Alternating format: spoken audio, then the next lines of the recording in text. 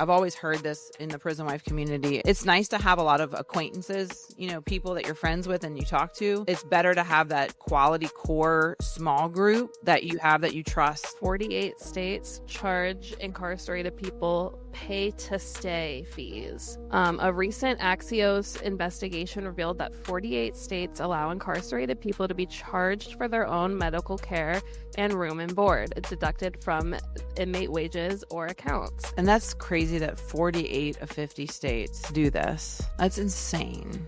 Notably, 75% of prisons in Florida lack air conditioning. Guys, same as Louisiana. Louisiana does not have air conditioning. These states need it. It's disgustingly humid and hot. We are here with our prison wife, Barbie Claire. Hey, everybody. Did you know him before incarceration? The arrest story is the part that's just like groundbreaking craziness. The way he puts it is, once you have a record, you are guilty until proven innocent.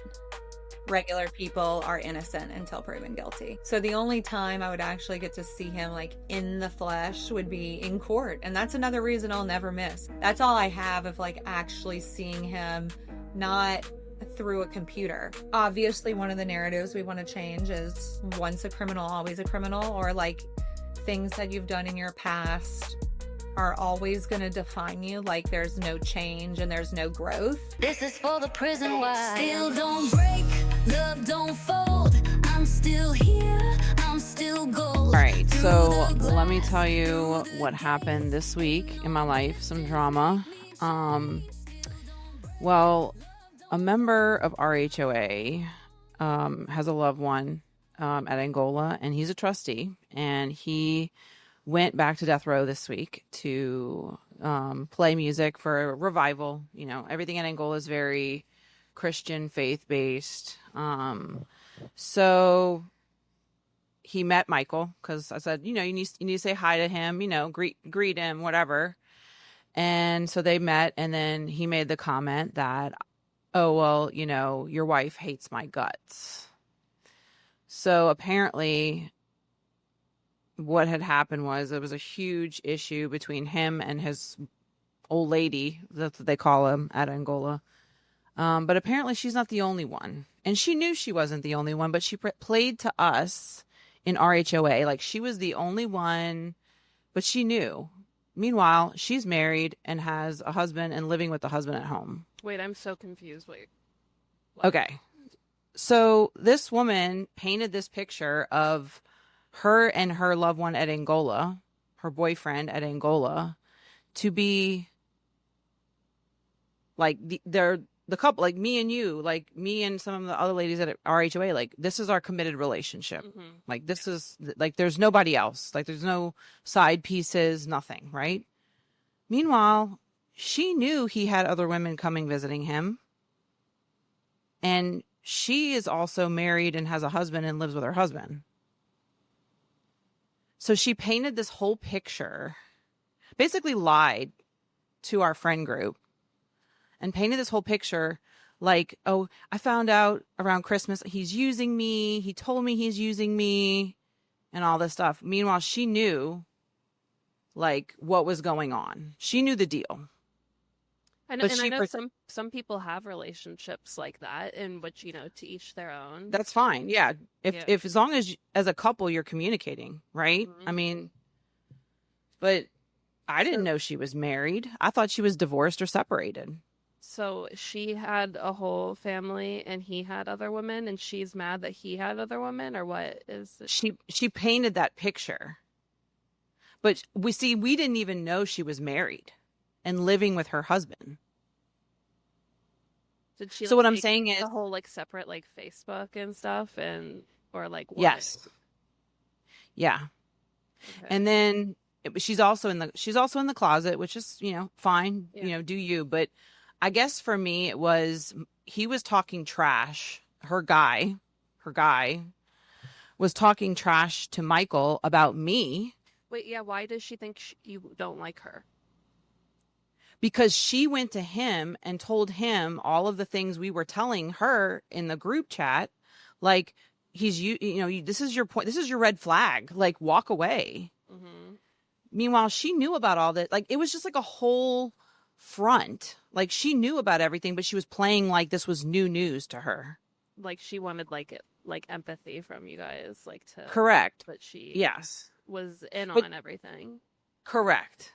And basically, you know, Mike's like got upset with me because he's like, you're running your mouth, you're telling her. And I'm like, no, all I was doing was supporting her and saying, well, hey, like, this is your sign. If he's telling you this, then, and you don't like it, then you need to walk away. You know, like, if this is not the life you pictured for yourself, then, or envisioned for yourself, then you need to walk away. Like, that's all we were doing was supporting her and holding her because she was acting like she was beside herself. When really she knew the whole deal the whole time. So what I'm saying is she put up this whole dramatic front to paint this picture and vilify me and other members of RHOA to her guy because, you know, saying like, oh, we don't like him, which we didn't. He talked to her like she was a piece of trash. Absolutely not. I read the emails. Absolutely not. As a girl's girl, I'm going to say that's not right. You know, he shouldn't be talking to you like that. Now, I don't know how she talked to him. So there's always two sides to every story, but basically him and Mike like had a conversation on the yard, and basically he was telling Mike that I hated his guts and, you know, all this stuff. Like, so Mike came back to me and he's like upset with me saying, you're going to get me stabbed up with your mouth. If I ever get in population, this is the kind of stuff we can't do. And I'm like, dude, I had no clue all of the pieces that I found out afterwards. So he's like, well, that guy's probably coming back here to play again. So I'm like, well, just tell him, like, look, I don't like him. I don't need to be his best friend. He doesn't exist to me. Fine. I don't have any relationship with this dude. So I was like, just tell him, like, dude, I didn't know. I didn't know she was in on it. I didn't know she had a whole other life that she's living. Like, she lied to all of us and made us look like villains to this guy. You know what I'm saying? Does that make sense? So absurd. And that's honestly so much why I feel like it's a reminder for everyone just to be careful of when you befriend people who are in the same facility as your loved one, because you know, even if you have good intentions, you can't always read intentions of other people, and you don't ever want to put your loved one in a situation because, like, literally you obviously had no intention of that, but people can take narratives and twist bows with them. So yeah. And so, like, if Michael ever did get his, you know, got LWAP or something, and he was in population, I mean, obviously, I don't want to cause a problem for him. That's the last thing I want to do. So we were just very hurt, very betrayed. Felt like we were lied to this whole time, and then we were used as villains in a story that was totally made up. Mm-hmm. Yeah, and it's just it sucks because there's a lot of hurt here. I'm hurting my husband, in essence. He thinks I'm hurting him. He's upset with me. Then I feel hurt and betrayed by somebody that I thought was a friend, that I had hung out with, you know? So, dang. Cautionary tale. I don't know, Paige. I feel like, I'm not trying to be ugly, but I feel like I have like something on my forehead that just says, fuck me over. Yeah. Or like you're like, people think that like they can do one over on you and you're not, like, you know, aware. Yeah. And I know I'm not the only one because it was multiple people in this friend group, but I was like, I'm sitting here, I'm back here again. Like, I'm back to 2022 when I had the whole blow up with my other friend group. And I'm like, is it me? Is it me? Maybe I'm the factor. I don't know. Maybe I just attract crazy people. I guess I was just sitting here spiraling, thinking, like, why does this keep happening? Mm-hmm. I just think when you can't control other people, and like, you never know what they're going through. Like, I don't know if you saw that viral thing on TikTok yesterday that was like the girl who looks she literally looks like she's like 20 maybe, who got really upset because her boss kept sending her home early from McDonald's, and like she kept making like TikToks being all upset about it. She apparently went in and just stabbed and killed this woman after. And she like just was so upset that she kept sending her home early and like festering, and then like it's just crazy. And it's like it goes back to like you never know what people are doing or what they are dealing with, and why it's like, okay, wait, who is Yeah. this person that I thought, you know, like Yeah, I'm because I feel like now I don't even. crazy right now. Yeah, because I feel like now I don't even know this person that was supposed to be my friend for a few years. Like I don't even know her. That's crazy. Needless to say, If it's someone you hung out with for like, yeah, I cut her off. I had to block her on everything. I just from you know how I am. I get like I'm done. Like yeah, I forgive you. You deserve a second chance in life. I believe everybody deserves second chances, but it doesn't mean I need you in my life anymore, or you have access to me anymore, or my space or my peace. you have to. Boundaries are literally so important, especially with friendships. Yeah.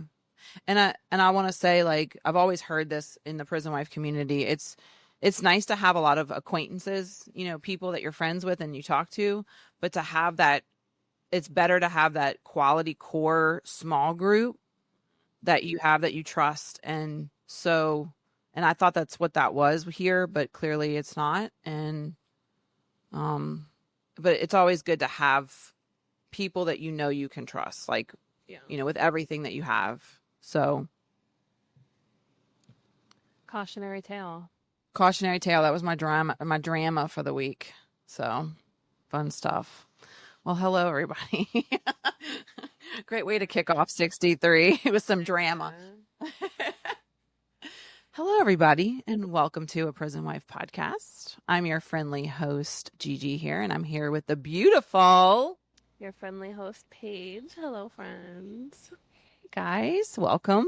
Sorry we've been you know, kind of we took a break last weekend because of the live, but we're back, and we have a lot this episode. We're very excited about this episode. We are officially starting our Prison Wife Summer Storytelling Series, so we'll get into that a little bit later, but let's start out with our sponsor. It's our wonderful OG Wallers at Patreon. If you're not part of our Patreon, whoop, whoop, come over and join us. We have a lot of mini pods that we do, fun stuff. We talk about things we can't necessarily talk about on the YouTubes here. So go ahead and slide on over. It's in our link tree. If you go to Instagram or TikTok or Facebook, you can locate our Patreon. All right, Paige, are you ready to get this party started? Heck yeah. All right, here we go. I'm getting my sound bird here. Making sure my ring is all the way up. Here we go.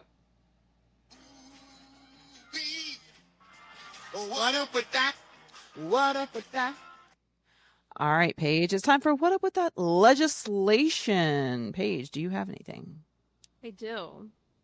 I have three kind of follow-up stories. Awesome. This first one is actually really interesting. It is titled 48 States Charge Incarcerated People Pay to Stay Fees. A recent Axios investigation revealed that 48 states allow incarcerated people to be charged for their own medical care and room and board, deducted from inmate wages or accounts. Only California and Illinois have repealed all such fees. Critics call it a form of hidden taxation, because it is, that deepens debt cycles and disproportionately impacts low-income and Black communities. Absolutely. Yes. And, you know, why does this matter? It literally highlights the nationwide underreported financial burden that is placed on incarcerated people. And, Yeah. you know what I mean? Why are those fees even existing? Like, when you told me, I remember when you first told me about it, and I was like, what? And I told Joseph, and he's like, oh yeah, we used to have that, but they took it away. This is exactly what that's talking about. And that's crazy that 48 of 50 states do this. Yep. That's insane. Only two that Like, don't. Like they're paying for their crime by being isolated and being treated like animals, basically. Like, why How greedy. Oh, sorry, I'm getting spicy. How greedy is our judicial and prison Department of Corrections systems in this country? Just how greedy can they be? I'm thankful that they finally did a report on this, because I remember when we were talking Yeah. about it, I was like, I wonder how many states are like that, because like the fact that a report hadn't been done, but we finally have one now and have discovered that literally almost all of the states do that. What? Shame, America. We need change. Yes. Dang. I have two more. Do you want to go back and forth, or do you want to? Sure. Yeah, hopefully we don't have the same one. All right. So this was from alabama.com, on al.com. A woman was forced to give birth alone in Etowah County Jail, and in a shower, basically. She went and filed a federal lawsuit. So I wanted to give some information. It says an Etowah County woman who claims she was forced to give birth without any medical help in a jail shower settled a federal civil rights lawsuit against the county, jail officials, and doctors. According to the lawsuit, jail staff looked on as she bled and took pictures of her and her baby, who was still attached to the umbilical cord, before calling for medical help. Though she and her baby survived, the lawsuit claimed the jail denied prenatal care and her physician prescribed ibuprofen to manage pain from her delivery. This is her quote. "I felt they treated me like I was less than nothing." Oh, I'm getting chills. "And I was terrified my baby and I would die. I decided I had to speak up by filing the lawsuit." Oh my God. I know we're past 10 minutes, and I'm going to say it just like this. So if you don't like cussing, put your earmuffs on. How fucking disgusting is that? I'm sorry. As someone who's had a baby, like, I'm sorry, you can't even get ibuprofen. And people are like watching you give Photos? birth and take photos All of like those it's a people- fucking entertainment section. What the I hope hell? they're named in that lawsuit. Every single person who took a They photo, probably are. because that's absolutely disgusting. Not only are you observing that, but you're like taking a photo of it so you can remember it later. Or like, what are you doing? Yeah. I need Alabama to get their shit together. They're selling organs on the black market. They're letting women have babies in showers and not helping them or giving them any medical care. Like, are we in caveman world? Like, what is happening? Yeah. I mean, yeah. ADOC, do fucking better. I mean, I thought Louisiana was bad, but Alabama's taking the ringer right here. Alabama's pretty sick. Yeah. Definitely. All right. That was mine. Go ahead. Your turn. So ex-officers have finally been sentenced for a deadly detainee beating. 2 former West Virginia corrections officers received 20 and 21-year prison sentences after the death of a pretrial detainee, Quantez Burks, in March of 2022. Burks was assaulted in a blind spot interview room, later died from all of his injuries. This case spurred a $4 million class action settlement and the firing of officials for destroying the evidence afterwards. Wow. Although this is terrible, this is at least some accountability within the prison system. And, if anything, it just highlights a broader issue that is clearly happening and needs to be addressed. Yeah. Because why are there blind spots? Why are these, officials able to destroy evidence? And why is this such a common thing? It's because they know they can get away with it. Exactly. That's why we need some. They're the ones that say punishment works, right? So maybe that's what we need, right? Yeah. For sure. Need something. They need something. Bums. I have one more. Okay, I have one more too. You me to go? Yeah. All right, we're going down to Florida, y'all. Hopefully you're not doing this one. Are you doing this one, Paige? No, but we need. Okay, but you already know what I'm going to talk about. Mm-hmm. All right, this is from Tallahassee.com and our lovely, amazing pawpaw, Mr. Bill. Apparently, Florida decided they're going to pass some bills for air conditioning, and free phone calls in prisons. And guess what Ron DeSatan did? Ron DeSatan, because all y'all like to praise his ass, Ron DeSatan said, no free calls and no air conditioning for these people. He vetoed a slate of line items in the state budget, including measures approved by the state legislature to improve prison conditions across Florida. He vetoed $300,000 to be granted to Horizon Communities Corporation to launch a pilot program that would have brought air conditioning units to 10 prisons that the organization runs, and they run a reform program out of.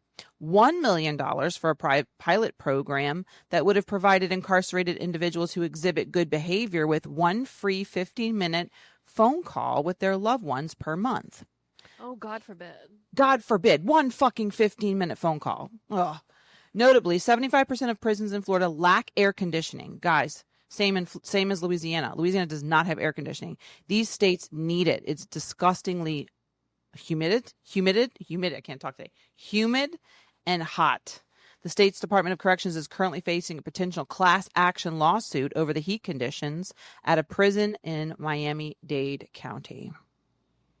If anyone dies or has health issues because of those overheatings, it should directly be forwarded to him. You should sue Ron DeSanctimonious for sure. Disgusting. Ironically, my last story is actually about air conditioning. Okay. Prisons, so stay on that topic a little bit. The fight for air conditioning in Texas prisons, y'all, is still going hard, and I have so much respect for everyone who is down there given the fight. Families and advocates in Texas are still pushing for mandatory air conditioning in 69 prisons. They're citing over 41 heat-related incarcerated deaths during the past heat waves. That's 41 people that, like, what the first one should have been, oh, crap, what's going on? Yeah, and can I add this? It's not to mention that number does not include all of the people that get sick from heat strokes or heat-related issues. Yeah, these are just the ones who died. Yeah. While legislation passed in the House, Senate has started on retrofitting existing prisons. Incarcerated families are filing a wrongful death lawsuits, as they should. Amen. Calling it a matter of a constitutional rights that aren't being given. Because it absolutely is. And my heart goes out to absolutely every single family that is in this position right now, because, they're supposed to be given that, they're in prison. Okay, then take care of them and make sure that they have these conditions, and the fact that it's a norm, that it's not. And, you're going through all of these ways to try to fix it, and no one can do anything. And a simple person, even in Florida, can just say no. Yeah. It's a problem. And y'all, just to compare, because y'all are like, well, they, all of our haters are going to be on here be like, well, they deserve to be punished, Let me just put this in perspective here.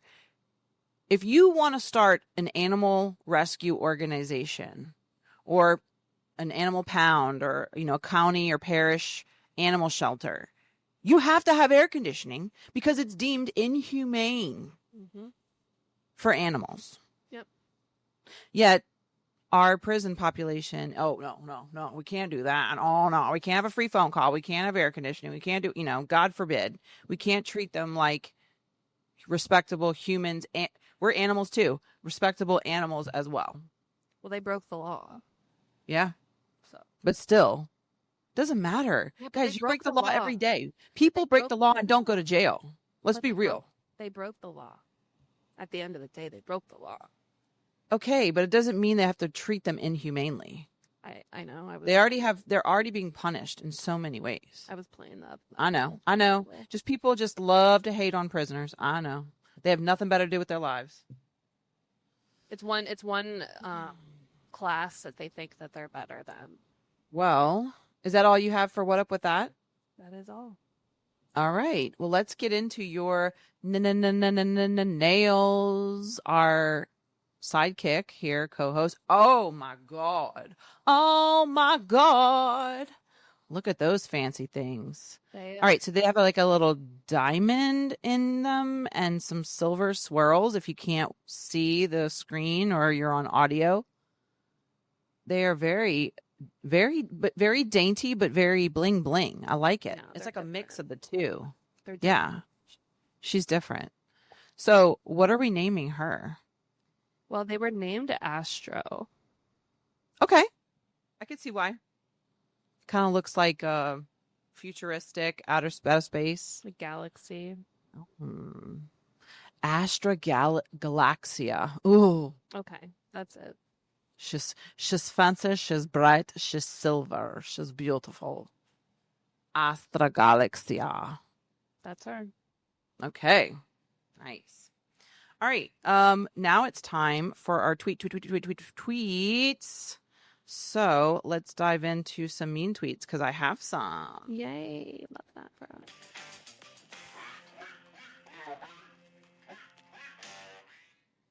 All right. These tweets come off of our ticky tack from I saved them because I saved everything because they were just, first of all, they were kind of not really like, they were just kind of mean, but not really. I'm pulling up I deleted them, so I'm going back to find them. All right. Here we go. All right, here we go. First of all, let's show you her picture on TikTok. This is her. Okay. I know it's hard to see. Okay. All right. I like to call them out. All right. And she says, this is from my Scene TV. She says, he has nothing to do but talk on the phone to you. Of course he'll say everything you want to hear. Laugh out loud. Her name is Karen Delahaye.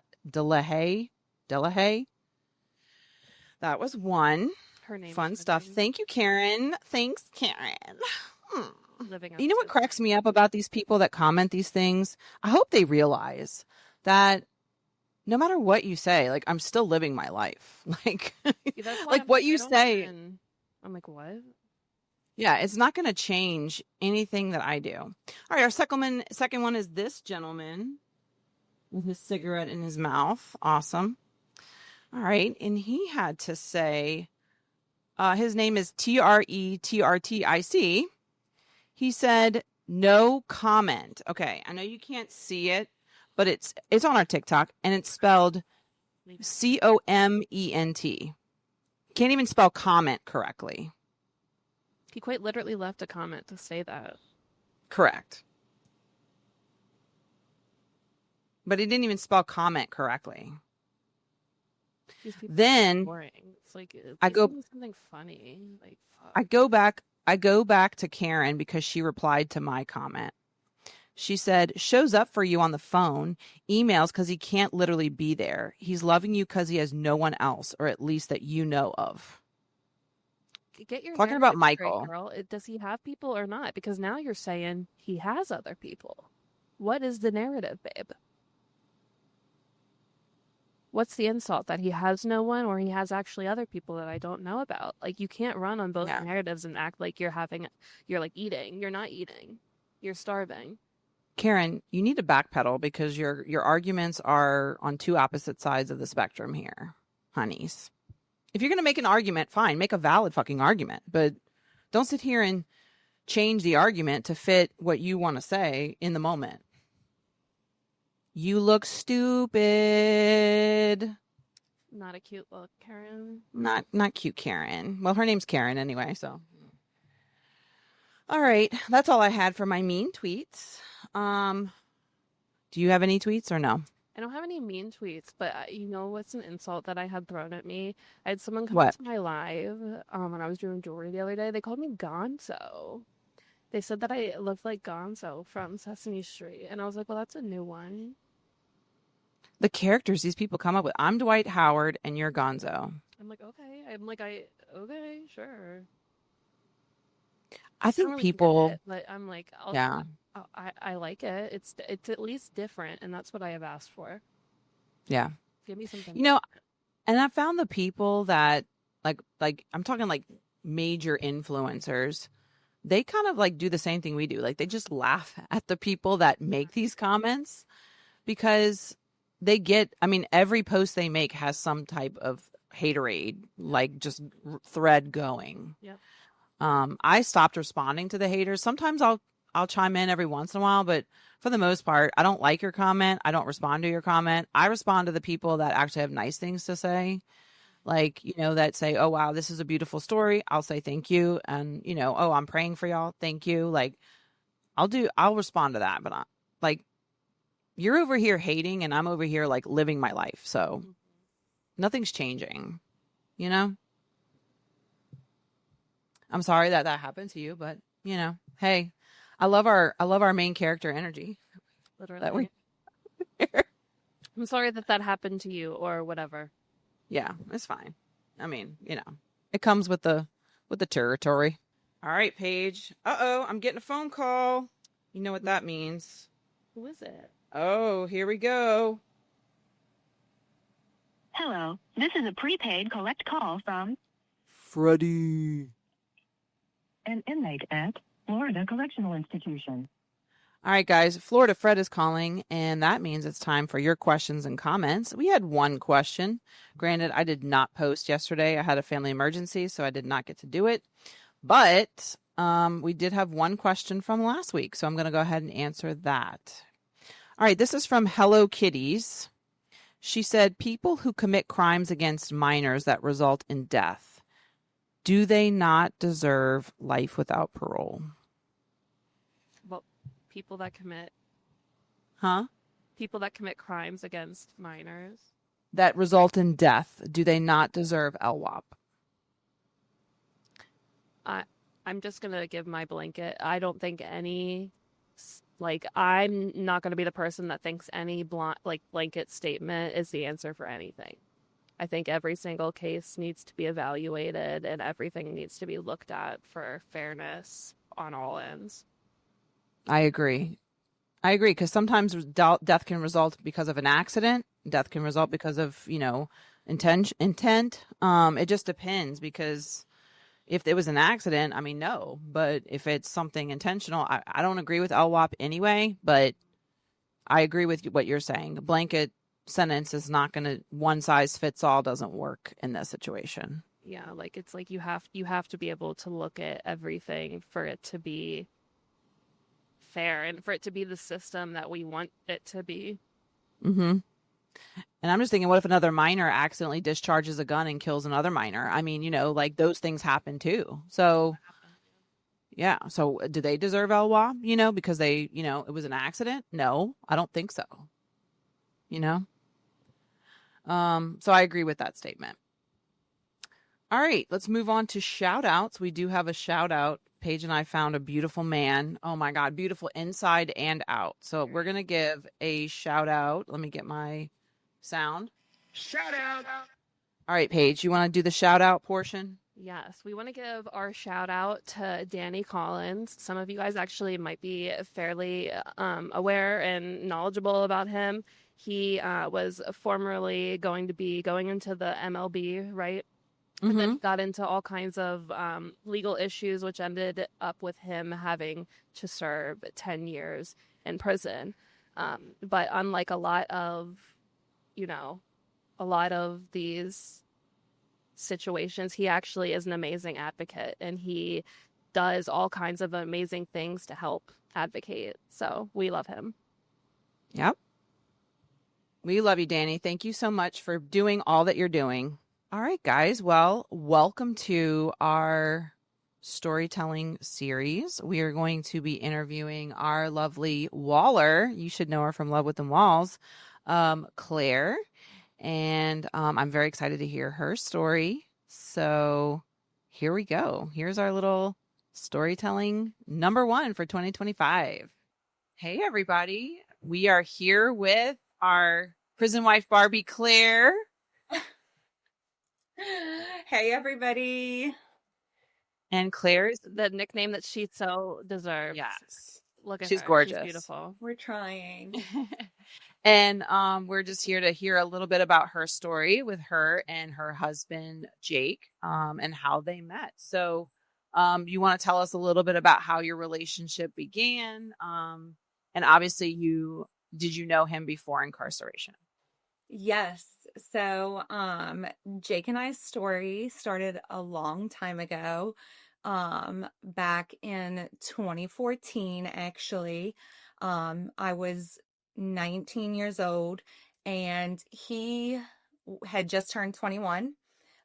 We met in a college bar in this place that Louisianans will know, Tigerland. Um, LSU college bar, really wild place, called Reggie's. So that's where we met for the first time. Um, Kind of quintessential boy meets girl in a bar. He approached me at the bar. He says, the blonde hair stopped him in his tracks. So he had to, offer to buy me a drink.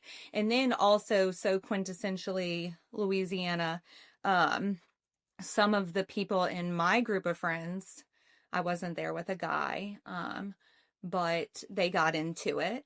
Um, a brawl nearly broke out.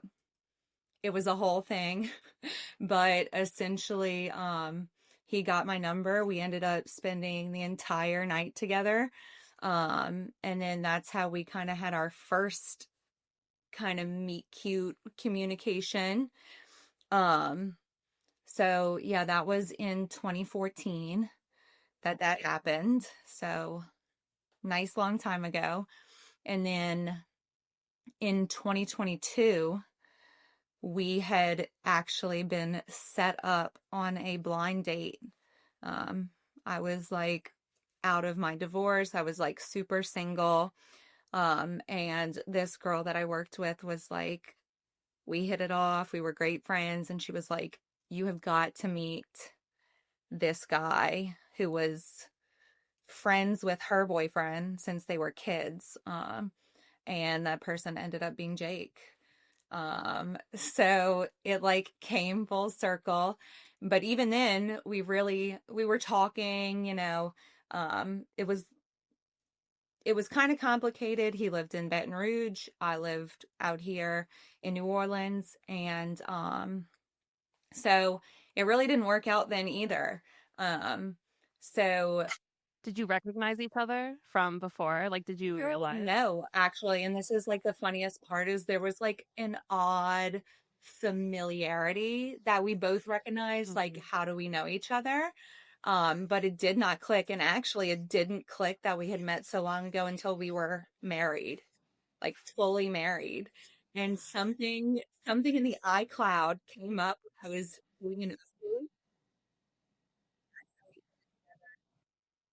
but yeah, we didn't actually start dating in 2022. He had, after a couple months of us talking, never really getting the time to like go out or hang out or spend time together. He was, my husband is brutally honest. A trait that I don't always love, but um he's very confident in himself, but he let me know that he was going to give it another go with an ex of his who's the mom of his kids.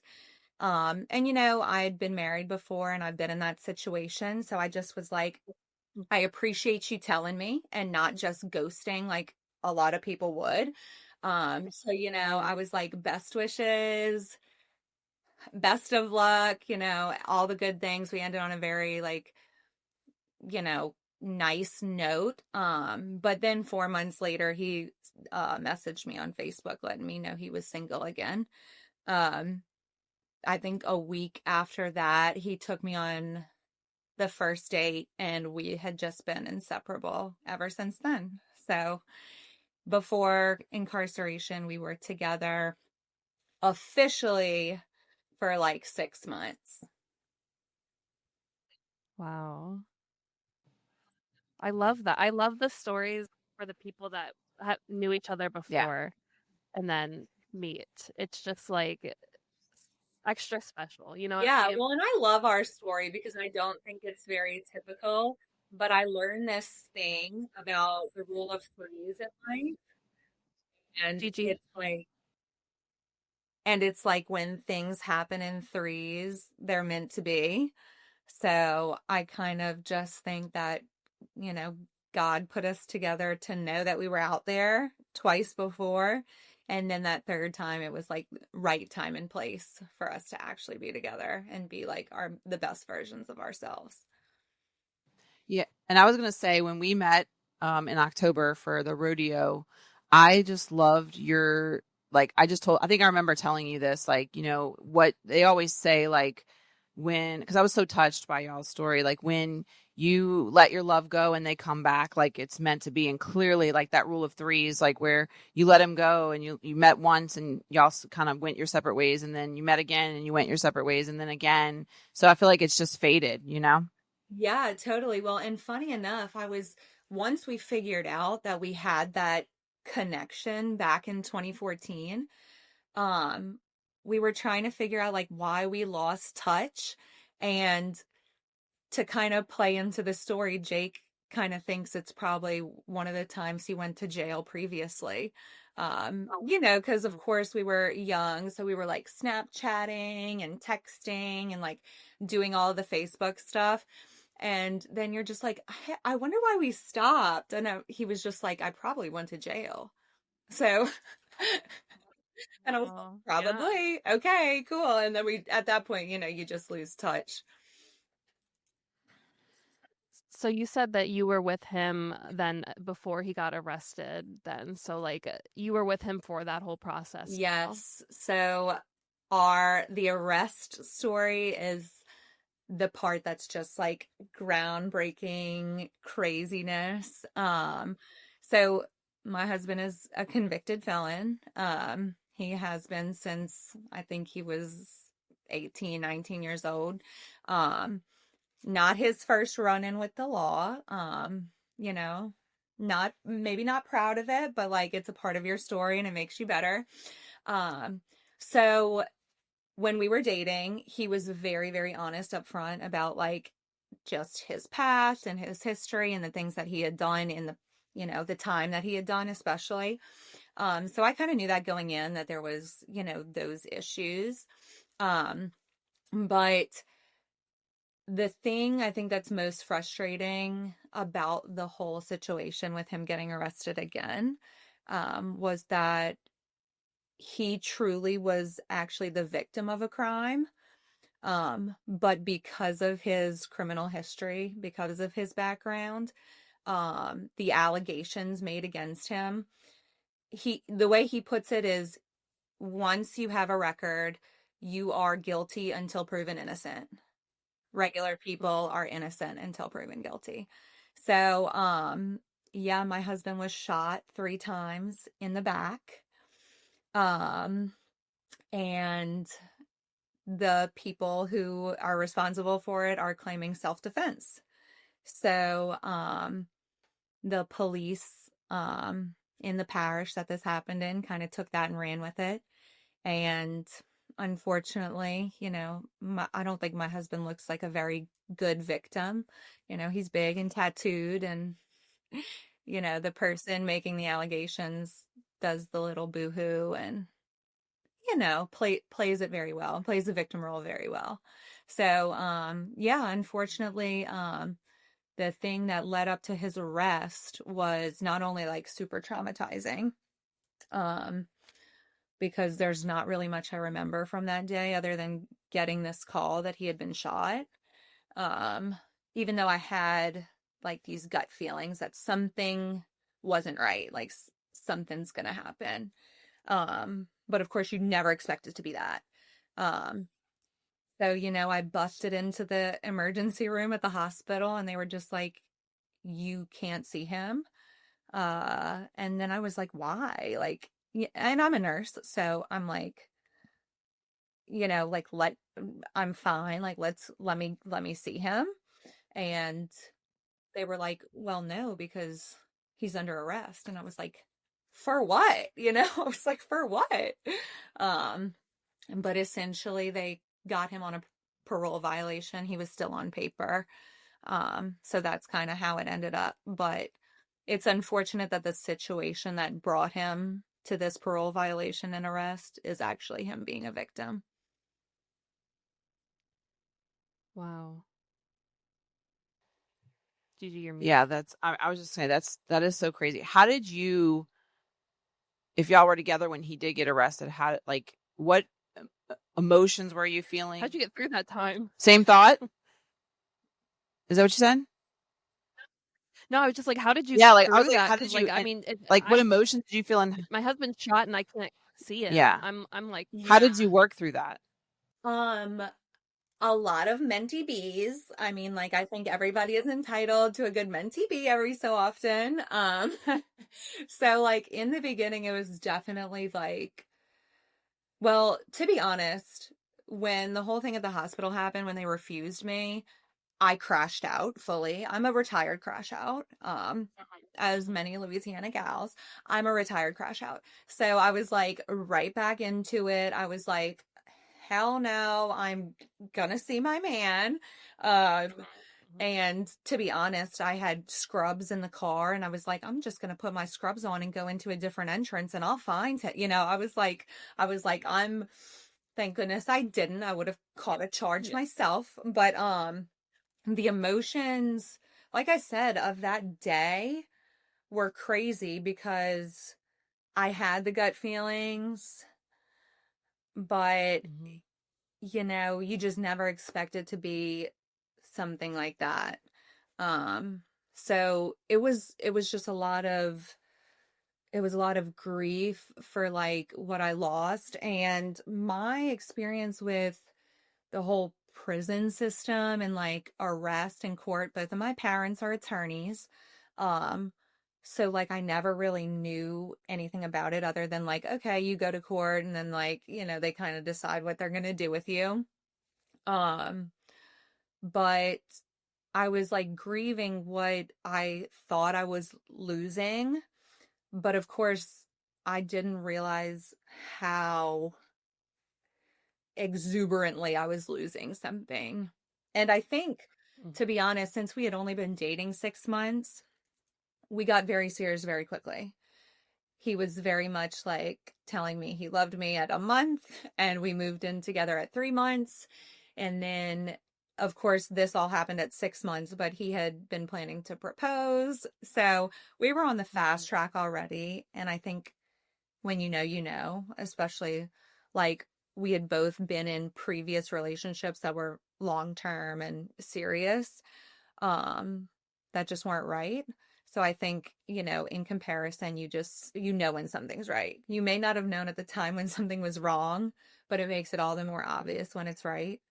But I didn't realize at the time what was about to unfold in this eulogy of events by any means. I had no idea what I was getting myself into, to be honest. And, when you're dating somebody for like a fairly short amount of time, it's like, okay, what do we do here? Like, how do we kind of go forward?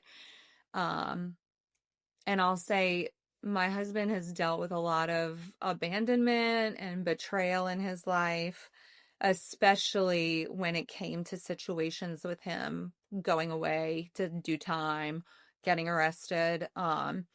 Even his closest friends, family members kind of were like, okay, like, best of luck. We'll see you when you get out. And then there was a lot of trauma regarding him having been in relationships and doing time in the past where there was a lot of cheating with family members. So there was just like a lot of crazy stuff.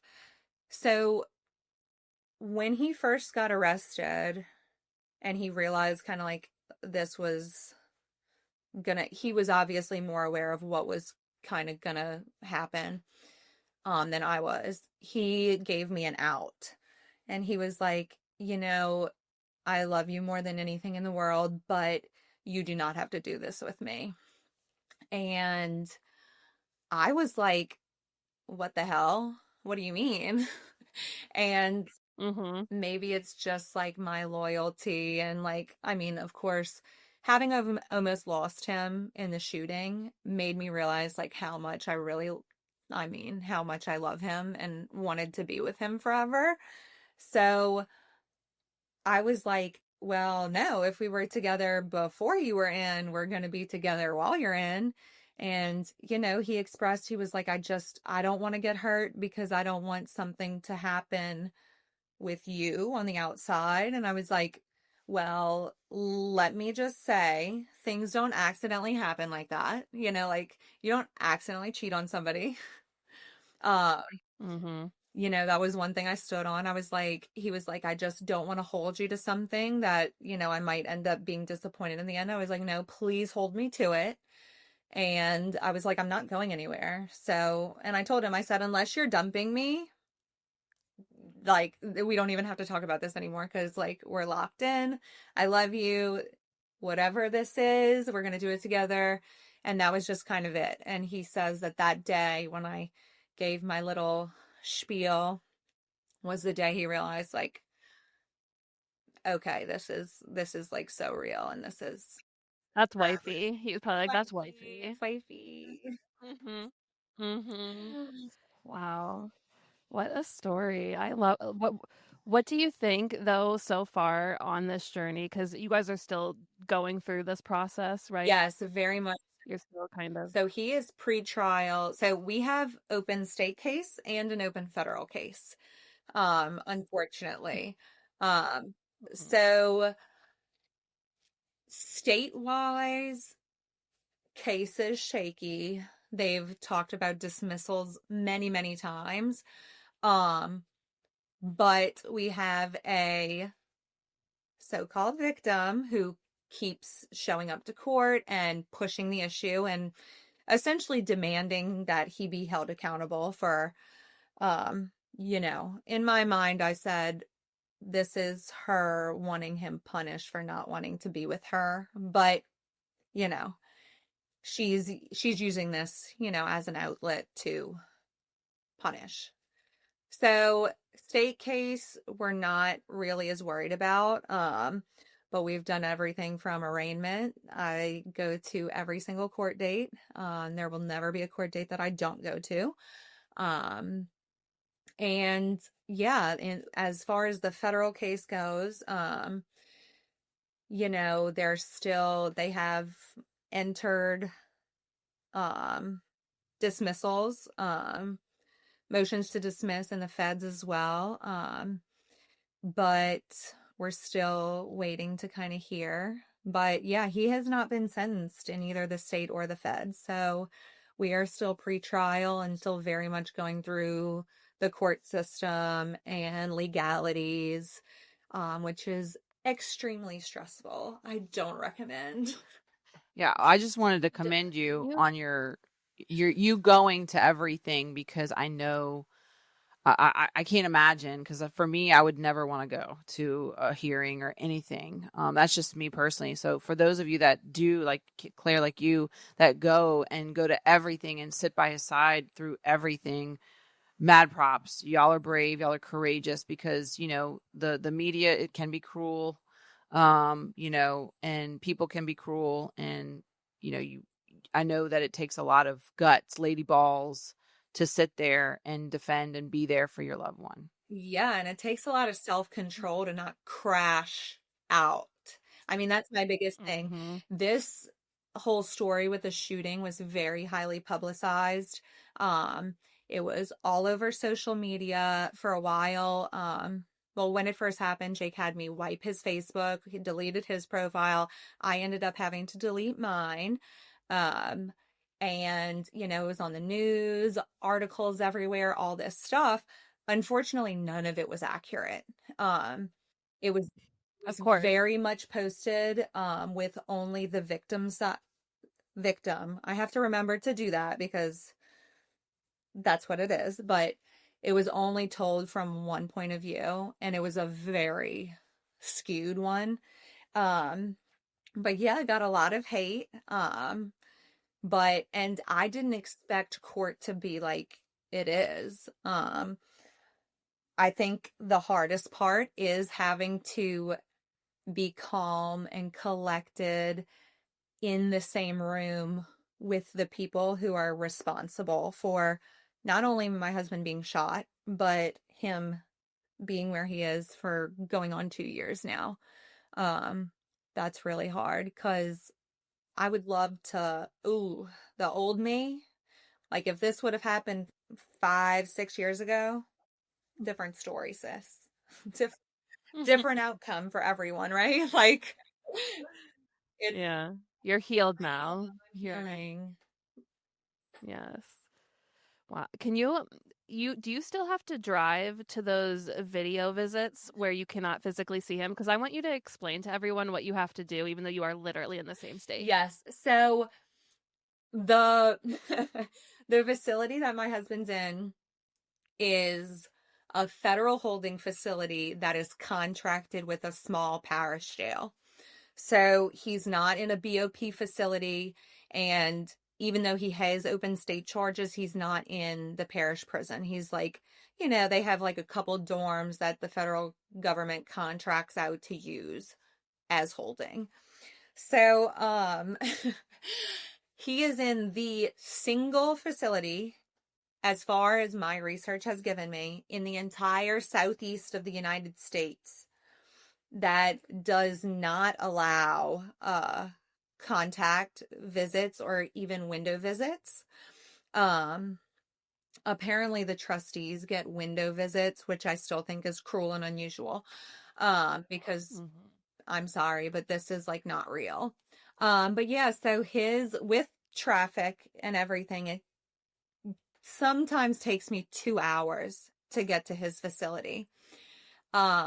Which isn't bad. Of course, I know some people drive 8, 10, 12 hours to go see their loved ones. But the 2 hours one way is for, just like we're sitting here now, is for a 15-minute video visit. That costs me money.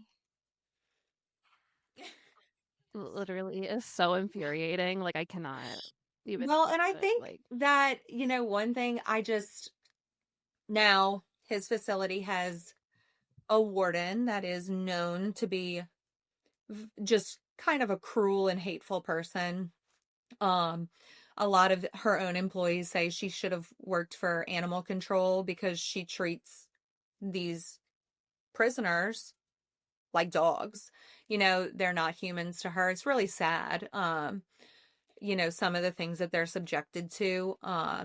Because I just think that's like so unnecessary. They're already in prison. Like, let them be able to see their loved ones. And obviously, I'm sure y'all know, research shows that contact and visits makes such a huge difference for these men and women who are locked up. I mean, it helps with recidivism rates, but it also helps with overall issues that they deal with behind bars.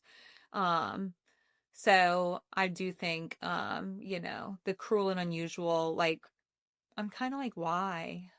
And, so, but it does suck. Um, it does.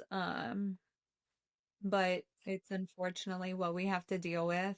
But I would drive that every day if I could. But you're only allowed one visit a week. So, it is. but you still do it every week. Oh my gosh. Well, and it was tough because while I was working, their one visit day is a Thursday. I work in a plastic surgery clinic. We see patients on Thursdays. Um, Yeah. so like it was for a while I couldn't go. I mean, like I went from not having to work because Jake was the breadwinner when he was home to having to go back into the workforce and work full time and be the sole provider. So yeah, for a while it was really, really hard because then you don't even get to see even the video because really like a video is not seeing somebody. So the only time I would actually get to see him like in the flesh would be in court. And that's another reason I'll never miss is because that's all I have of like actually seeing him, not through a computer. Of course he'll be across the courtroom like blowing kisses, and he's just acting a fool, and I'm like, you need to behave. Like, please, for the love of God, don't get us in trouble. But we make the most of what we do have. Yeah, so I think one of the toughest parts, honestly, is not having an out date. It's like very open-ended. It feels like it's never going to end. I mean, like, and then of course, like some of the charges are crazy and carry, like we are looking at a very wide range on time possibility. And I mean everything from like the fact that they could dismiss and give him credit for time served, and that would be amazing, and that's what we pray for. But then like some of these charges carry 20-year sentences. Um so it's just, I think if we knew, okay, like there are days when I wish he would just like go to court and get sentenced. So like I okay, even if it is worst case scenario, that is the finish line. Like that is where things are back to what they were. Whereas like this, I'm just like, I feel like we're in this limbo, and it's so unsettling. And to be honest, and I'm gonna just like be very, very self-aware here, I am not good at staying positive all the time. I feel like I'm a realist. Um, and Jake is very much so much better at it than I am. He like is the one to be like, snap the hell out of it. Like, we are fine, and we've been through so much since he's gone away that it's just been a roller coaster. But keeping grounded is something that I think I'm getting better at. Um, but before, my coping used to be martinis and, just like bitching to my friends about everything. Of course, some of my friends are like looking at me like, what? Like, they can't even believe that this is my life. And to be honest, I never thought this would be my life either. But in this grand scheme of things, I would rather do this time with the husband I have now than spend a single day with anybody else I've ever been with. And I think that's telling, to how much like we really love and care for each other. Um, but yeah, no, staying grounded is hard. Um, keeping busy, I think really helps. But it's hard not to flash out, crash out. And sometimes you just have to. We went on this girls trip, and I was like, let's do something crazy. We went and got tattoos. I was like, this is like on the scheme of things pretty low in the craziness. Like, I really could have flashed out, but this is my little Yes. like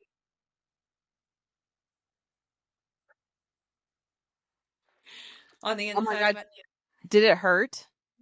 It felt like getting lip filler. So like, Yeah. I mean, I do all kinds of, being in plastic surgery, I do all kinds of stuff to my face. So I'm like, it was nothing.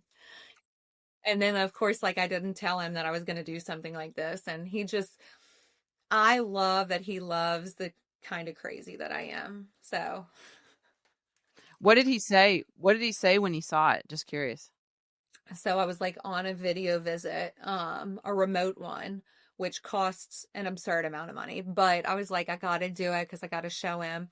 And, I was like, he was like, he knew we were going to go get tattoos. But, I wanted to like, I have a hand collage of tattoos. And I was like, I think I'm going to like add some stuff. So yeah, we were on video visit. And he had known that we were going to go get tattoos, but he thought I was doing stuff to my hand. And I was just kind of like, he was like, okay, let me see your tattoo. And I just did what I did with y'all. I just bent over and flipped my lip under. And he just, biggest grin. He's, of course, like chuckling. He thinks it's so funny. He's like, baby.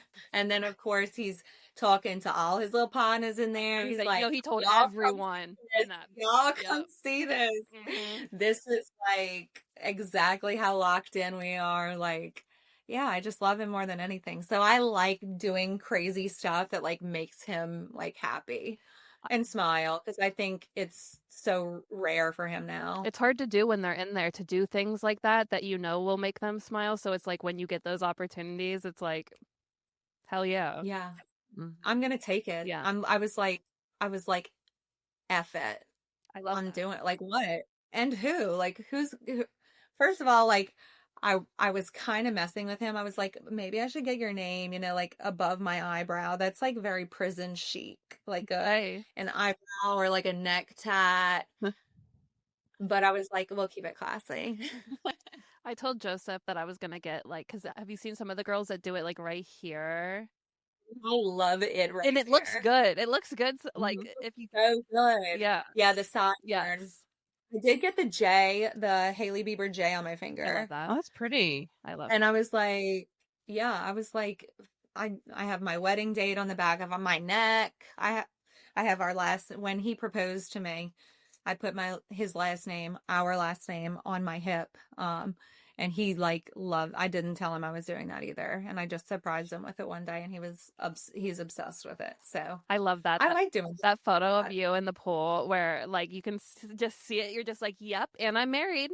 So and I'm married, which keeps people very, very angry, but I'm married. oh wow, stay mad. Bye. Yep. And they will. That part. Mhm. Wow. So Gigi, I didn't mean to, was I gonna cut you off? I was just going to ask, since you just talked about her marriage, I was going to ask, like, how was it getting married because y'all got married while he was still inside, correct? We did. Okay. So, again, with just the facility that he's in being the absolute bottom of the barrel worst, we did not get a ceremony. We got nothing. I didn't even get a window visit. Like, I was like, oh, they'll like, be a little nice today. We're getting married. When I tell you, is the most structured, institutionalized thing ever. So I actually went to the courthouse with his brother to like do all the paperwork, get our marriage license and everything. Went to the courthouse with his brother, went to the prison by myself, and I signed the marriage license with a witness, and then they took the papers to the back to give to him for him to sign with a witness. You're lying. And that was it. No, I swear. And then we're married. You didn't even get to kiss, was it. or Oh, no. Nope. No kiss. I haven't kissed nor touched this man since October of 2023. Yeah, Not love. we have never gotten a single handshake. I was like, I would like sell a tit at this point for a high five. Like, I mean, like, what's a sis got to do? Like, to get some contact with my man. I was like, I would gladly. I was like, thinking like his facility is such a money grab and like so into like, oh, anything they can make a dollar off of. I was like, so how about you give me the option to pay you however much money you want, cavity search me, and just lock me in there with him. I'll do it. I'll do it. Mhm. Give me, I don't even need 24 hours. Give me a couple. Give me 4. Mhm. And if you're really being stingy, give me 15 minutes and I'll be. I'll squat and I'll cough. be through. I'll squat and cough all day. Yeah, I'm like, search me. I don't care. Mm-hmm. I'll get naked. I don't like. And you can put us in like a solitary cell. Leave me alone. I don't need anything from you. You don't even have to feed me. Wow, I can't believe you didn't get to be together on your wedding day of all times. No. That's a shame. So one day we'll be together. And we'll, be able to celebrate like getting married and all the normal things. But for now, no. Wow. Unfortunately not. So how do you like handle, because you said before that you had to deal with all the judgment from everyone surrounding his case and everything. How do you like, what's like one piece of advice you would give to people that are dealing with that? Because I feel like that's one thing a lot of people that write into us are dealing with is judgment for public cases like that, you know. Yeah. So I will say that both my husband and I are pretty much like, we quick. What about language on here? Y'all can cut this part out. What about language on here? Can I be like, Oh, you can can swear. I say, Yeah. You can swear. Oh yeah. okay. So back to it then. Um, both my husband and I are very much like, we don't give a fuck what other people think, and we never really have. So that makes it easier. But I know not everyone is like that. Even like just capable of it. But I think when what you have is more important to you than like the judgment or opinion of others, I think it makes it easier, Mm-hmm. because you really do have to be able to prioritize, like, okay, this is for me and my loved one. This is for our happiness, our peace. Like, maintaining your peace is so important. And there were times through this, like, especially when everything happened at first and all these news stories were out. I mean, Yeah. I was getting called all kinds of crazy stuff because, of course, the news was saying, oh, he's, a methed out psycho person who tried to kill his family. Like, like real crazy stuff. Like, Anything to get and clicks. of course, right. And of course, I was the girl who he was dating. So they were like, she's probably a junkie too. And, she's playing into this, and, oh, but she'll stand by him even though he's an abuser and all this stuff. And I was just like, it was very hard not to get wrapped up into it. And as somebody who has dealt with anxiety, depression, things in my past, it's hard to not fall into the cycle of letting everything, all the outside noise, bog you down and honestly start hating yourself. It's like, oh my God, like, it really, like, and the internet is influential. Like, as much as people hate to Mob admit mentality. it. We talk about that all Yeah. the time. Yeah. So I was like, this cannot be true. So it was very nice when I got off of all social media for a really long time.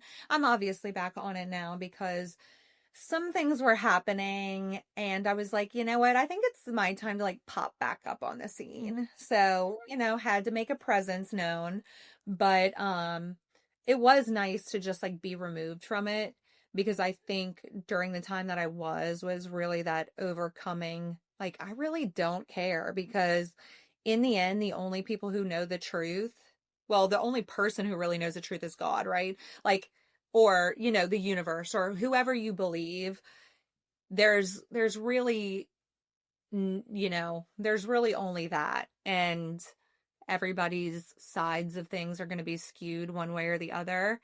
And I just found a lot of peace and comfort in knowing that, like, what they think really doesn't matter at all. And then we got some, I guess, feedback from the show Love After Lockup, being very interested in the two of us and our story. And then I realized, I was like, if we ever were to go forward with this, I would really have to just not care at all. Mm-hmm. And honestly, like, not caring about what people think, it's so freeing. So the let them mentality, let them talk about me. My grandmother, may she rest in peace, she was just like a hardcore Italian Southern woman. And she just said that she would always say, you should never be offended that someone brings your name to a table that you're not sitting at. And it's true. If you're like giving me like the notoriety of being talked about all the time, okay, then talk. Whether it's positive or negative, like, please go ahead. That's like, it's like the quote, like, I'm not responsible for the version of me that you created in your mind. You can do what you please with that. I'll stay over here in reality. Exactly. Like, here's real life. Here's you. Mm-hmm. the one thing you said when you wrote into us for the podcast is that you both made it clear that you wanted to like change the narrative of everything. And like, what are some ways that you actively like want to do that? Did that mean like beyond like even like him being in prison and like people being like, oh, once a criminal, always a criminal type vibe, you know?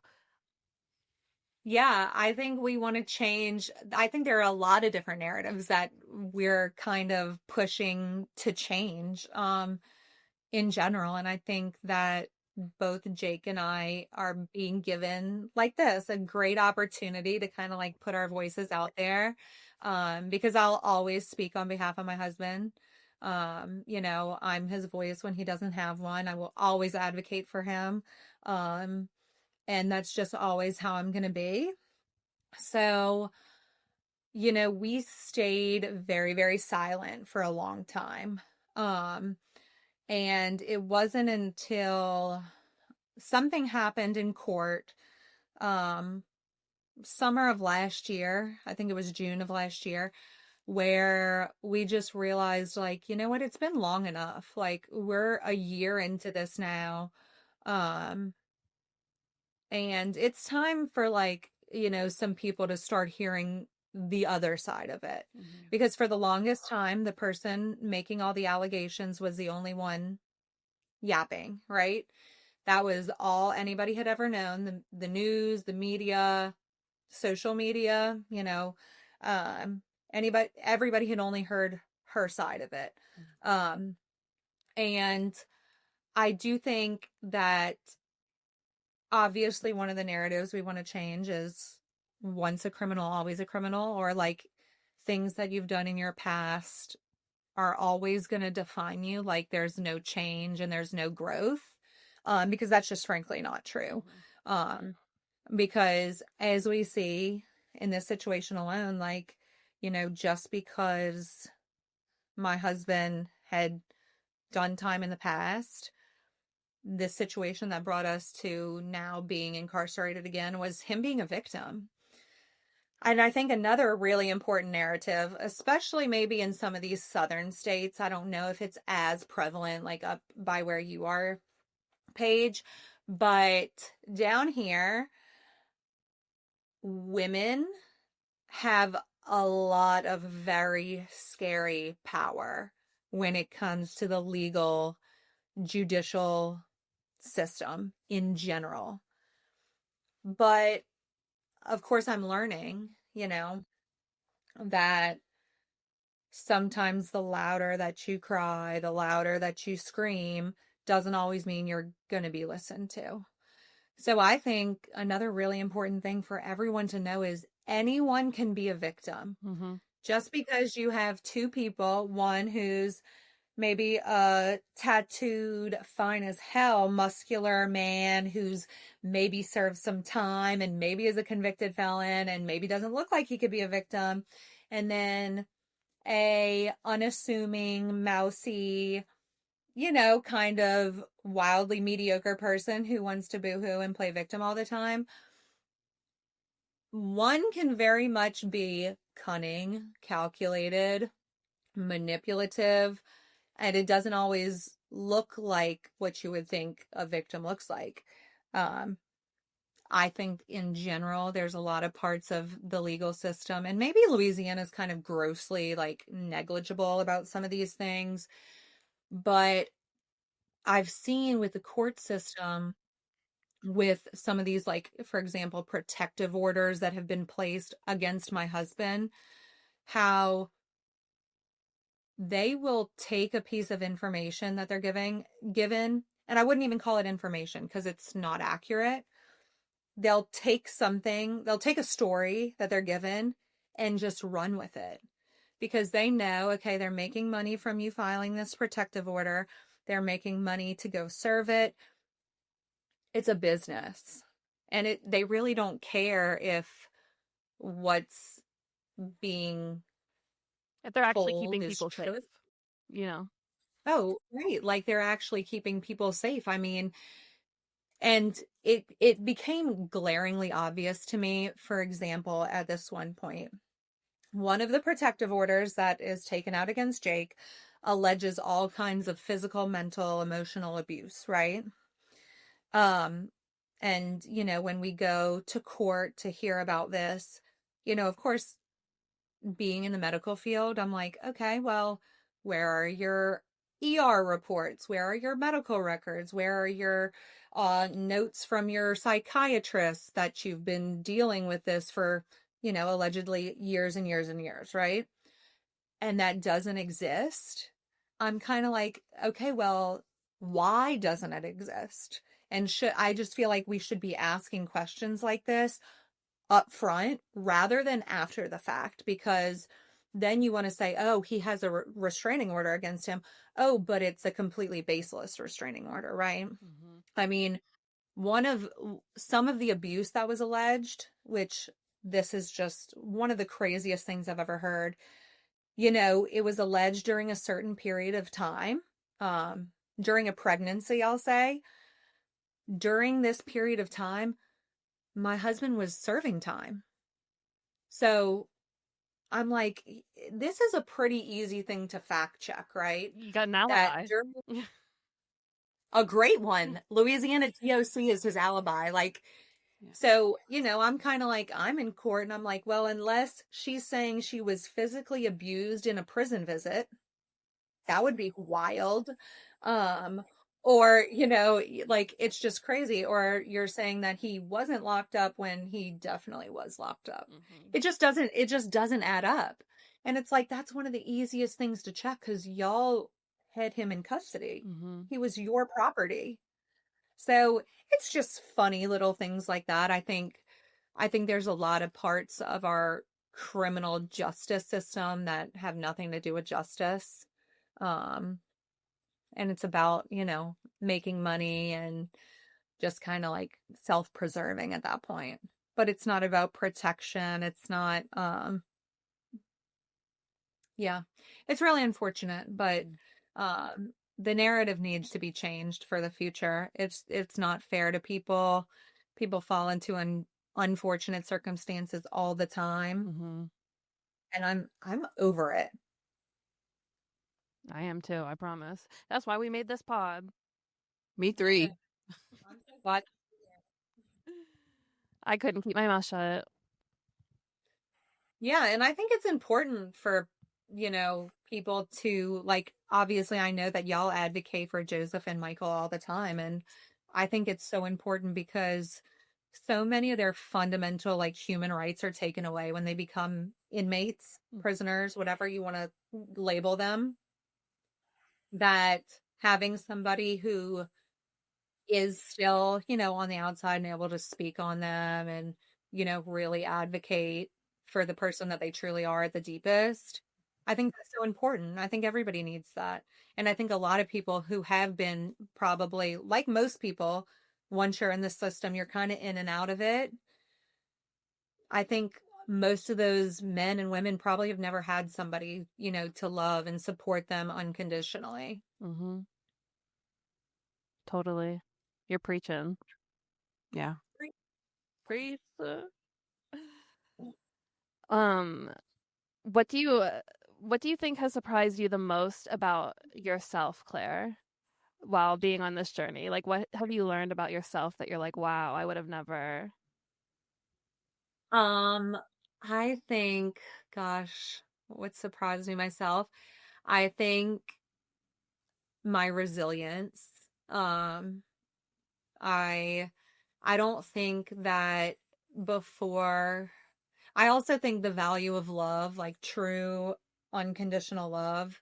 Um, you know, I have children that I love unconditionally. And I would obviously do anything for them. Like I would die for them. I would kill for them. I would do whatever I need to like keep them safe, happy, healthy.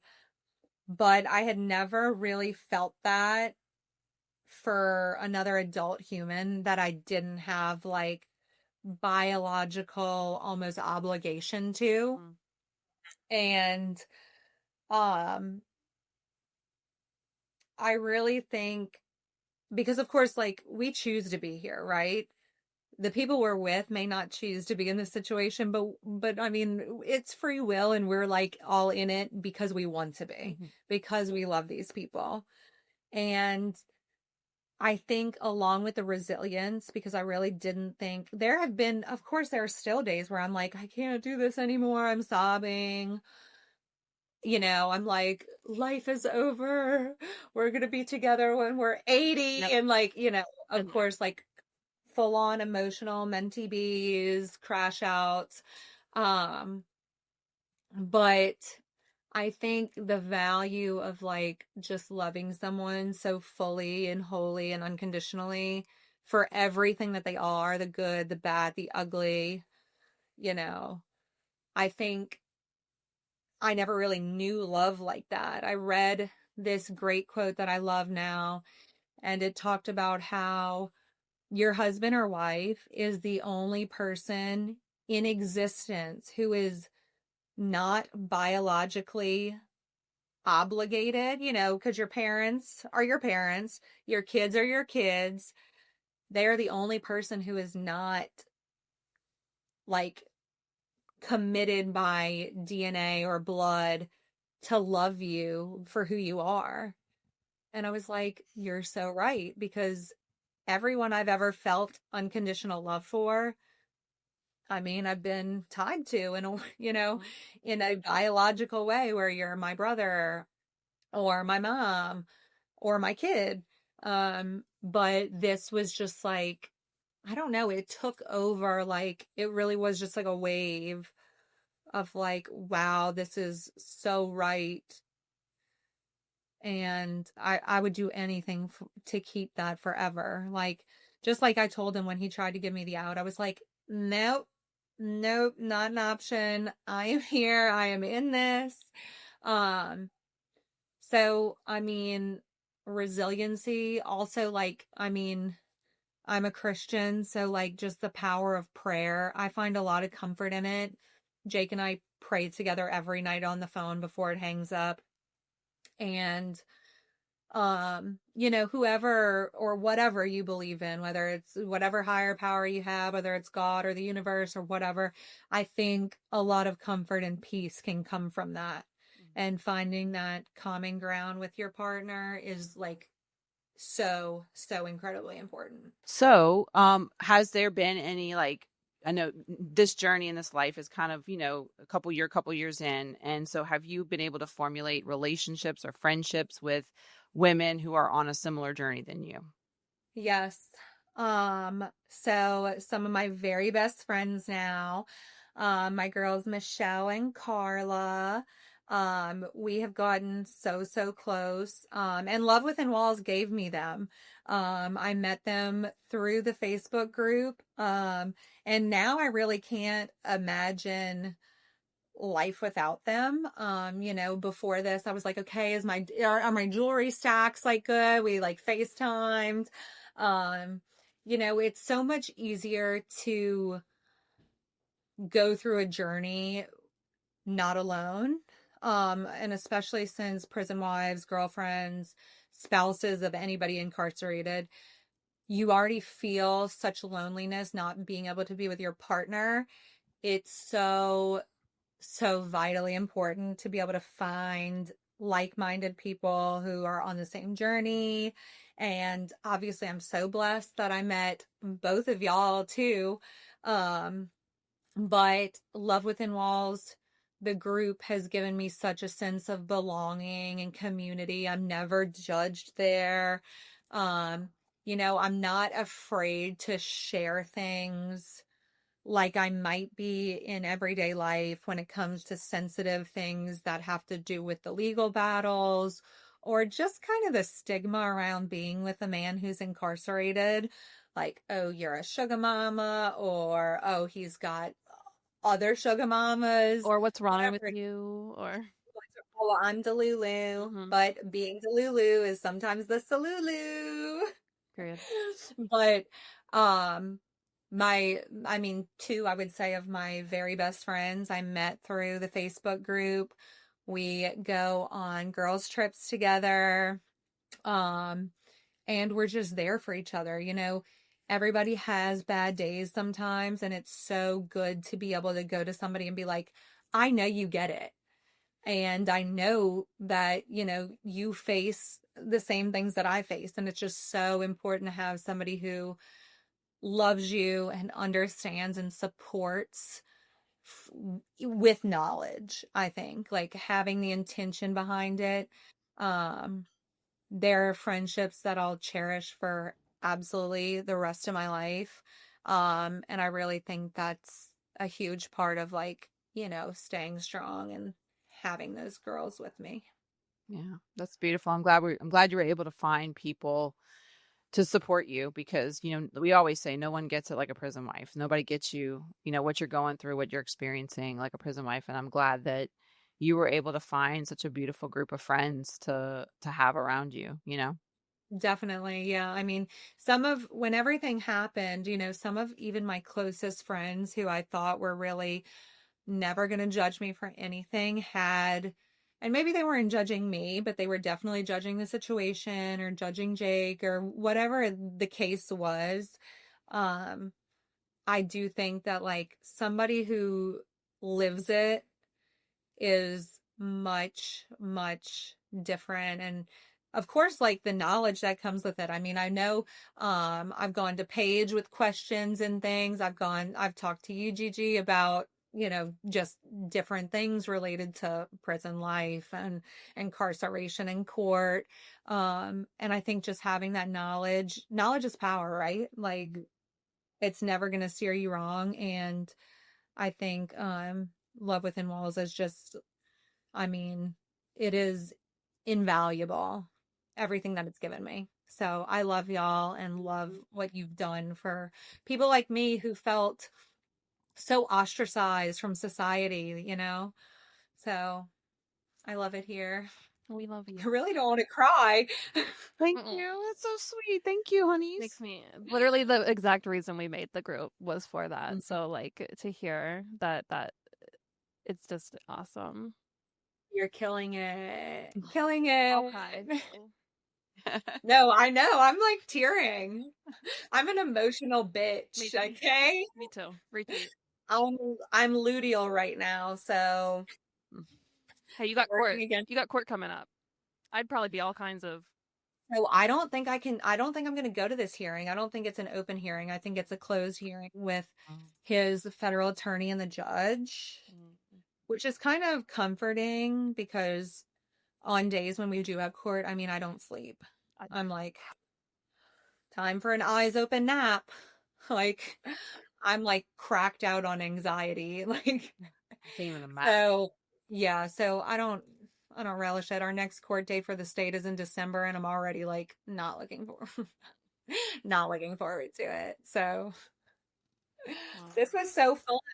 This was so fun. Thank you. It was fun. Wanting to be on and sharing your story with us and everyone. Thanks for giving me a voice to the podsphere, the podiverse. The podsphere.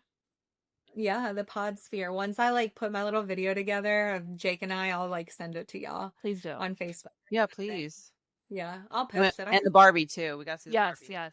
Barbie, the prison wife Barbie. Yeah. That's so good. I have like a cartoon mock-up of it from like, when it was like being designed. So I was like, perfect. So yeah, we love. What a precious relationship.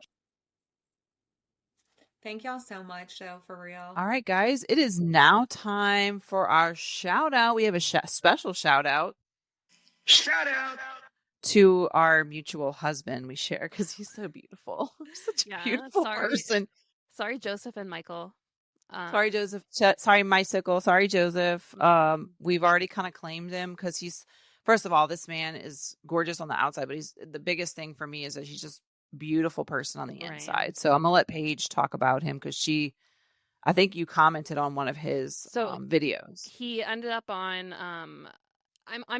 I'm aware of some of the people that are in the reform space, but I'm not fully aware of everyone in the reform space. There are people from every sport, like especially when it comes to reform, but anyone who is aware of Danny Collins, he was an amazing baseball player. He was on track to be drafted, I think, and play for the Atlanta Braves. Like, he was amazing. And then he kind of got tossed up in the world of money and drugs and crime, and he ended up committing a crime that landed him in prison for 10 years. He served that time. He's out now, and he's actually one of the amazing people that comes out of prison and advocates and tries to help and, you know, spread a message of what should be happening in there and like the wrong things that are happening in the world. You know, the things that we would admire and love for every person that comes out of prison to do, but realistically, not everyone has that in them.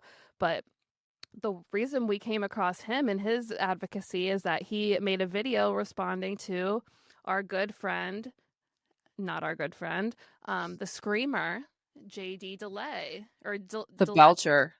Is it Delay? The one that screamed. I say JD Delay. But... Yeah, it's Delay in my book. He is just, you know, from what you guys remember, just not a good person. He said that because we made some kind of comment on something that Bunny XO said, that we are clout chasing goblins or something, and other crazy things. Anyway, obviously that is his only insult that he ever has in his back pocket, because he actually threw that at our friend Danny Collins and said that because he spoke up about JD's video talking about alligator Alcatraz and them having AC, he said that this man who was in the MLB and is widely known was using JD for clout and exposure, when really this man was just calling him out on his bullshit. And, you know, how can you say that you work in reform and that you are a counselor to people getting out of prison when this is the attitude that you have? Like, yeah, if you want to lose some brain cells, go over to his TikTok. I'm sorry, I'm just gonna be honest. JD Delay, not Danny Collins. Danny Collins should probably learn a few things. Like, he is very well versed and knowledgeable in this field, and we connected with him on TikTok, and I was like, wow, thank you for putting this man in his place, because he doesn't listen to anyone, and he just says you're a clout chaser. I don't fucking know. Yeah, and shout out to Danny for calling him out on buying alligator Alcatraz merch. He tried to Did you see he tried to backpedal that? He said, actually, I wanted this shirt made and blah, blah, blah. Guess what? None of that even fucking matters, because you're wearing that right now with the climate of the world. And that's the end of the conversation. Yep. So mad shout out to Danny. Check him out. Follow him, y'all, if you aren't. Please. He's amazing. He's beautiful inside and out. So what an amazing person to run across. Yeah. I'm so glad we found him. Even though, we've been doing this for a little while, but I'm glad we found him, because there's a lot of good people out there amongst the fake reform crowd that's just loud and likes to belch. Yeah. Rage belching. Yeah. Like, can you please take a lorazepam and take a nap or something? Because you're stressing me the fuck out. Please. I need my lorazepam. I'm sorry, I'm just doing some white lotus there. But thank you, Danny, and thank you to all of you out there for supporting the community, the advocacy community, the criminal justice community, and calling out people that are saying they're part of the criminal justice community, but are just not really. Give Jessica Kent a shout out. She also was calling out JD, and she's also she was incarcerated and is out, and is also a really good person that's in this reform space. I definitely recommend you following her. She called him out, and she's even friends with JD. So props to her. Yeah. Mad props. So thank you to those of y'all that are making a difference, that are, pointing out the wrongness of some people's comments and using your space to advocate for those impacted by the criminal justice system. So thank you to those of y'all. Calling everyone out. It's 2025. Yep.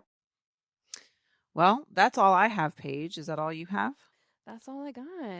That was a great interview we had with Claire. I hope everyone liked it. Yeah, and we have more coming down the road, so be ready for that, and be ready for our meme of the week. We'll be back with a meme of the week. Promise. Yes, and I hope that you liked our meme videos that I've been trying to put out as well. Those have been hitting. So ideas. Dude, the inmate hopper shirt had me. the spin that she did, I'm This- like, oh, this is beautiful.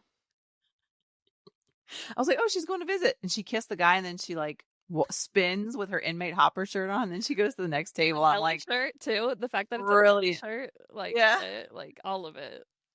Brilliance. It's just brilliant. So be on the lookout for more of that as well, friends. But we hope you have a wonderful week, a great weekend, and we will see you guys next week for Paige's birthday. I'm getting old. No, you're not. You're beautiful. I love you. Love you. All right, guys. We love you. Have a great week. Bless you. This is for the ones who love through the distance, for the ones who stay solid while time keeps ticking, for the ones who hold it down but never lose themselves. This is for the prison wives. Still don't break, love don't fold. I'm still here, I'm still gold. Through the glass, through the gates, ain't no distance make me change. Still don't break, love don't fold. I hold strong, I don't go, I don't wait, I don't beg. I hold it down and lift my head. They don't see the late nights, letters on the table, fighting through the system, just trying to stay stable. They don't see the count days, they don't feel the time crawl. They just see the sentence, but they don't see the love at all. Yeah, I made a vow and I stand 10 toes. Still got my life, still got my goals. I hold it down cause I choose to stay. This love got walls, but it don't got chains. Don't break, love don't fold. I'm still here, I'm still gold.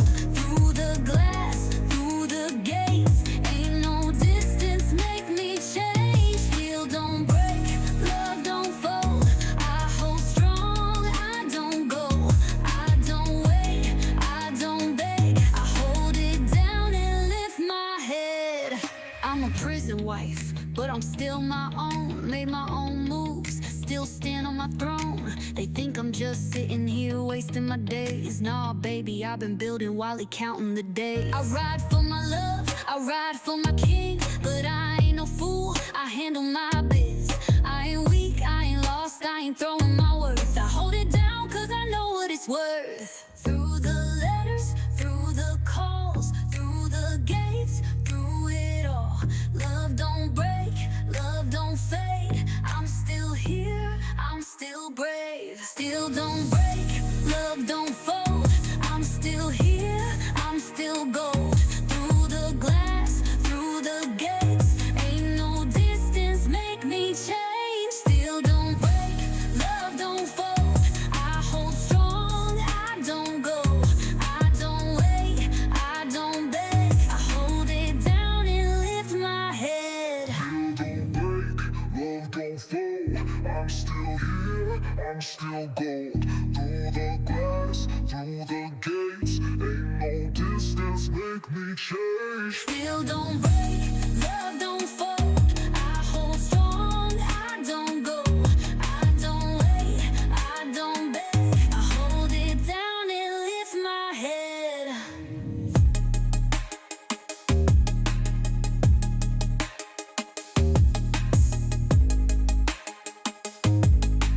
Down and lift my head.